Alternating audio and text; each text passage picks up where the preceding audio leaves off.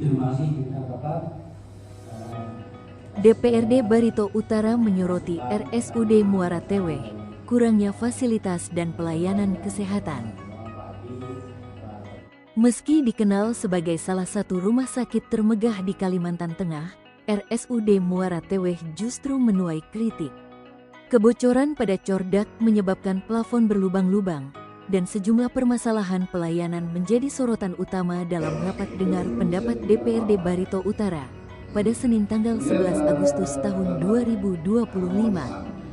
Rapat yang dipimpin Wakil Ketua 2 DPRD Barito Utara, Hajah Heni Rosgiati Rusli SPMM, dihadiri perwakilan Pemkab Barito Utara, BPJS Kesehatan, Direktur RSUD Muara Teweh, Dr. Tiur Maida, serta sejumlah anggota Dewan.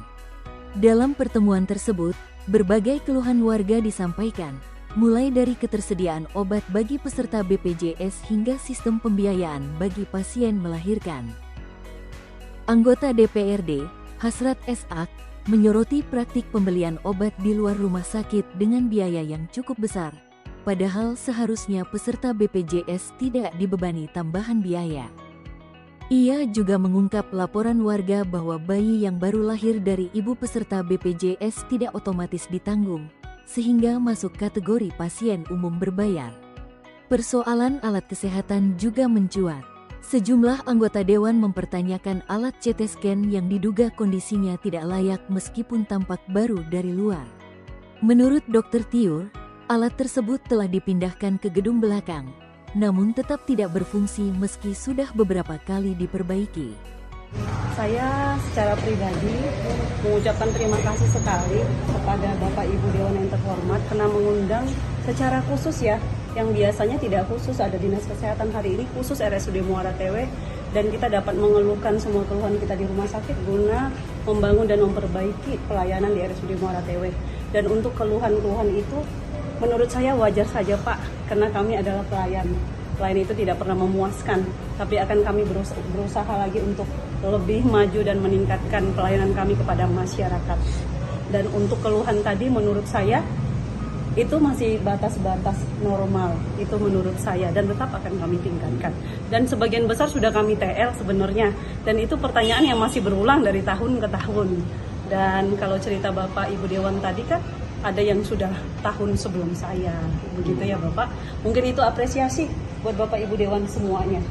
Fraksi PDIP melalui Taufik Nugraha Eskom turut menyinggung dana pengadaan mobil ambulans yang dialihkan menjadi dana tunai. Direktur RSUD memastikan dana tersebut masih tersimpan dan akan digunakan pada 2026.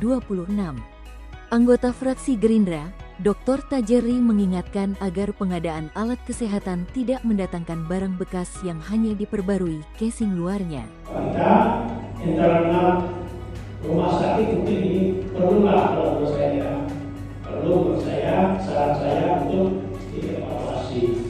Ya, kalau memang artinya ada yang tidak cocok dengan ibu direktur atau dianggap menghalang-halangi ya proses pelayanan di rumah sakit, ibu punya alasan.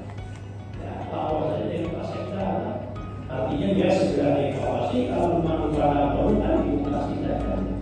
Nah, masih banyak yang lain saya rasa yang mau bekerja di rumah sakit untuk kepentingan orang lain. Karena kerja rumah sakit ini kan pekerjaan yang sangat mulia. Nilainya lebih banyak nilai ibadah gitu ya, dan saya yakin artinya itu bisa dijalankan dengan catatan komunikasi kerjasama yang baik di internal rumah sakit itu sendiri. Dalam forum RDP ditampilkan foto kondisi bangunan RSUD yang memprihatinkan. Meski belum lama berdiri, cordak bocor menyebabkan rembesan air hingga plafon berlubang.